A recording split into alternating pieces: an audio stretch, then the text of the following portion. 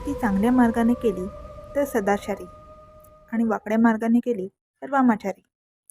असली अंधभक्ती करणाऱ्यांवर संत महात्म्यांची कृपादृष्टी नसते बरं. या साधनेत त्यांच्या इष्टदेवतेला प्रसन्न करून घेण्यासाठी तामस भोग दिला जातो, नरबळी दिला जातो. या तंत्र साधना इतक्या टोकाच्या केसवाण्या असतात ज्याची आपण कल्पना देखील करू शकत नाही. या सगळ्याला जो सरावतो तोच या साधना पूर्णत्वास नेऊ शकतो. गरिबीने पेचलेला निलेश जीवाला कंटाळून घर सोडून निघालेला. रात्रीची वेळ होती. रस्त्याला चेटपाखरूही नव्हतं. समुद्रावर आला. भणान वारा सुटलेला. पोचरं वारं अंगाला झोंबत होतं. समुद्रात उडी टाकण्याच्या हेतूने तो अजून पुढे उंच खडकांवर गेला. पहिल्यांदाच तो समुद्राची रौद्र गाज ऐकत होता. त्या शांततेत तसंच बसून राहावंसं वाटत होतं. निर्णय बदलायच्या भीतीने तो त्या खडकातून सावरत टोकाला जाऊ लागला. अचानक त्याला कोणाच्या तरी घुमण्याचा आवाज येऊ लागला. घोंगावणारा वारा आणि खडकांवर आदळणाऱ्या लाटांमधूनही तो आवाज स्पष्टपणे त्याच्यापर्यंत पोहोचत होता. त्याने इकडे तिकडे पाहिलं. त्याला तिथे कोणी पाहिलं नसती आपत यायची म्हणून तो जरा घाबरला. पण घुमण्याचा आवाज आणखीनच स्पष्टपणे आणि लयबद्ध होऊ लागला. कोणा स्त्रीचा आवाज होता तो. त्याला राहावेना. तो त्या व्यक्तीला शोधू लागला. तो हलकेच आवाजाच्या दिशेने जाऊ लागला. खडकाखाली काळोखातून तो आवाज येत होता. इथून कसा आवाज येईल? त्याने नीट निरखून पाहिलं. तिथे एक पुस्तक होतं आणि तो घुमण्याचा आवाज त्यातूनच येत होता. जसं त्याने ते पुस्तक हातात घेतलं तो आवाज बंद झाला. पुस्तक अगदी जुनाट होतं. बाहेरचं कवर खडबडीत होतं. काळोखात त्याला आतला मजकूर नीटसा दिसत नव्हता, पण त्या पुस्तकाची एक अनामिक ऊर्जा त्याला स्पष्टपणे जाणवत होती. त्याने ते घरी आणलं. त्याच्या मरणाचा विचार तूर्तास तरी बदलला होता. ते पुस्तक कुठल्या तरी तंत्रविधींचे होते. त्यातील भाषा सर्वसामान्यांना समजणारी नव्हती. तो ते बाट प्रत्येकाला दाखवत फिरायचा, पण त्या पुस्तकातल्या लिपीचा अर्थ अजूनही उमगत नव्हता. जर मला याचा काही उपयोग होणार नसेल तर मला हे पुस्तक सापडलंच का? त्याला आता ते पुस्तक ओझं वाटायला लागले, पण त्यामुळे त्याची जगण्याची इच्छा जागृत झाली होती. शेवटी त्याला एक मनुष्य भेटला. त्याला विविध प्रकारच्या तांत्रिक भाषा उगत होत्या. त्याने त्या पुस्तकातल्या मजकुराचा अर्थ सांगण्याची तयारी दाखवली, पण त्याची एक अट होती. कसली अट? पुस्तकातली भाषा तुला अनुवादित करून सांगायची, म्हणजे एका अर्थी तुला ती विद्या शिकवण्यासारखंच आहे. आणि कुणालाही विद्यादान करताना त्याचा मोबदला घ्यावा हा माझ्या गुरुचा सल्ला आहे. पण माझ्याकडे तुम्हाला द्यायला काही नाही. वास्तविक मी गरिबीला कंटाळून काही बरं वाईट करायला जात होतो, पण तिथेच मला हे पुस्तक सापडलं. त्याने पुस्तक सापडल्याची कहाणी त्या व्यक्तीला सांगितली. तुला हे पुस्तक सापडलं नाही तर या पुस्तकाने तुला शोधलं आहे. ते काही साधारण पुस्तक नव्हे. यात कर्णपिशाची विद्या साध्य करण्याचा विधी सांगितला आहे. निलेशच्या घशाला कोरड पडली. कर्णपिशाच्या विद्येबाबत त्याने आजवर खूप काही ऐकलं होतं, पण ती अशा पद्धतीने त्याच्या आयुष्यात येईल असं त्याला स्वप्नातही वाटलं नव्हतं. तुझ्या सध्याच्या परिस्थितीतून बाहेर येण्याचा हा सोयीस्कर मार्ग आहे. बघ, विचार कर. एकदा पुस्तक वाचायला सुरुवात केली की तुला माघार घेता येणार नाही. ते संपेपर्यंत थांबता येणार नाही. आसन सोडता येणार नाही. अर्धवट विद्या कर्णपिशाच्याला अमान्य आहे. तू काही देऊ शकत नसलास तरी हरकत नाही. मला तुझ्या स्थावर मालमत्तेमधला 1 रुपयाही नको. तू आजवर कोणाला दिली नसशील अशी गुरुदक्षिणा मला हवी आहे, आणि ती पुस्तक वाचायच्या आधी द्यायला हवी. असं काय देऊ शकतो मी आपणाला? मला तुझ्या शरीरातील ओंजळभर रक्त हवंय. निलेश विचारात पडला. ओंजळभर रक्ताच्या मोबदल्यात कर्णपिशाच्याकडून काहीही मागता येईल. निलेश तयार झाला.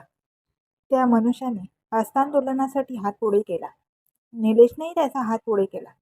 तेवढ्यात सरकन पातळ फिरलं आणि निलेशच्या बोटातून रक्ताची धार लागली. त्या मनुष्याने ते रक्त ओंजळीत धरलं आणि क्षणात पिऊन टाकलं. त्याचा रक्ताने माखलेला चेहरा निलेशला किळसवाणा वाटला. त्या मनुष्याने पुस्तक हातात घेतलं आणि एक एक ओळ प्राकृत भाषेत वाचायला सुरुवात केली. पुस्तकात अथपासून इथपर्यंत विद्या साध्य करण्याचा विधी दिला होता. चित्रविचित्र आकृत्या आणि मंत्र दिले होते.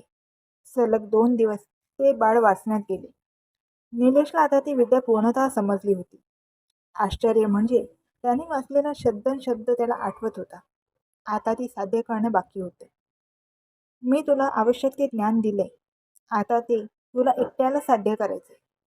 ही विद्या मिळवताना तुला खूप अडथळे येतील, पण ते सर्व पार करून तुला धीर राहावं लागेल. अन्यथा विद्या तर साध्य होणार नाहीच, पण जीवाचा धोकाही निर्माण होऊ शकतो. तो मनुष्य निघून गेला. यात निलेशची परीक्षा होती. जखम झालेला हात बांधून तो साधनेला तयार झाला. साधना खूपच विचित्र होती. अमंगल गोष्टीची आळवणी करायची तर शुचिर्भूततेला फाटा द्यावाच लागणार होता. महिनाभर अंघोळ आणि वसने वर्ज्य होती. ठराविक काळासाठी ठराविक ठिकाणी बसून ध्यान करावं लागणार होतं. एकदा घेतलेलं आसन सोडता येणार नव्हतं. या काळात जेवणखाण वर्ज्य होतं. पायरी गणित साधना अधिकाधिक खडतर होणार होती. निलेश तयार झाला. तो एका निर्जन अशा पडक्या वाड्यात साधनेला बसला. सुरुवातीचे काही दिवस त्याला जड गेले, मात्र त्यानंतर त्यानं स्वतःला पूर्णपणे त्यात झोकून दिले. सुरुवातीचे काही दिवस त्याला कसलाच बदल जाणवला नाही, पण काही दिवसांनी त्याच्या सभोवती एक अदृश्य वावर असल्याची जाणीव होऊ लागली.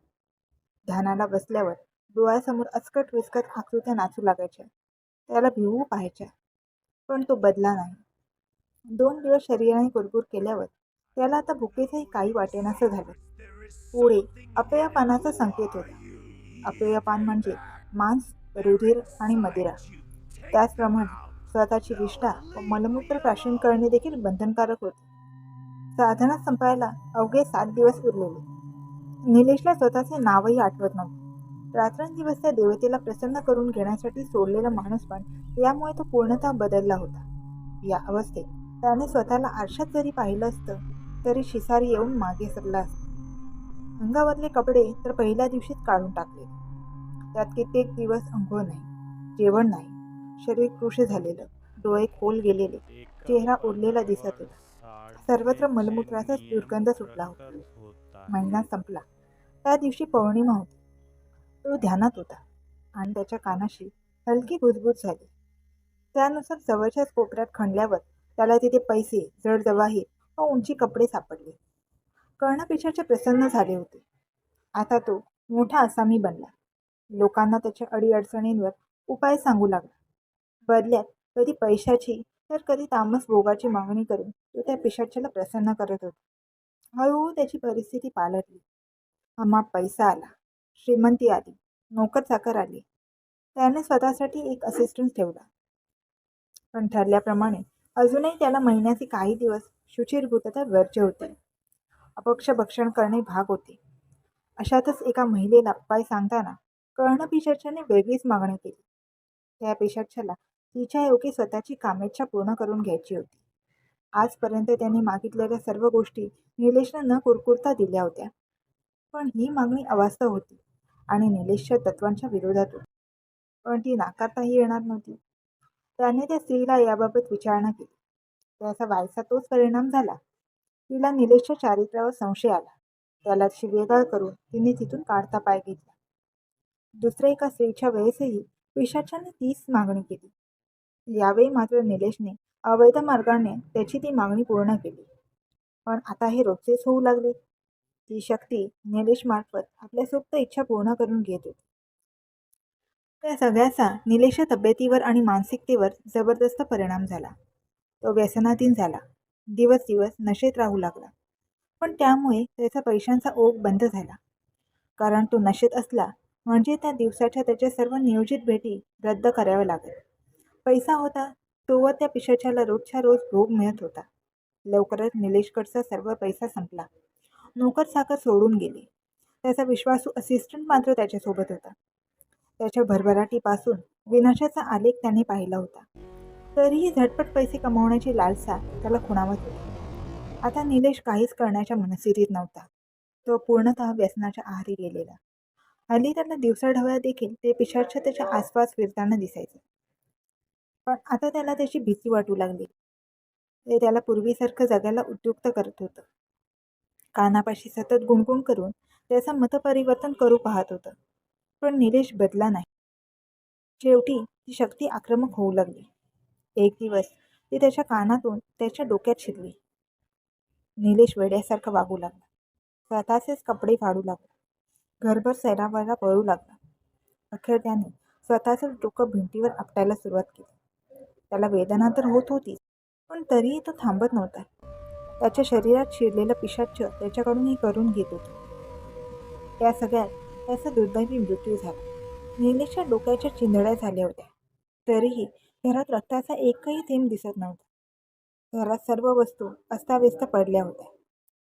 फक्त कर्णपिशाच्या विद्येचे ते बाळ तेथून नाहीसे झालं होतं. निलेशच्या असिस्टंट सहित.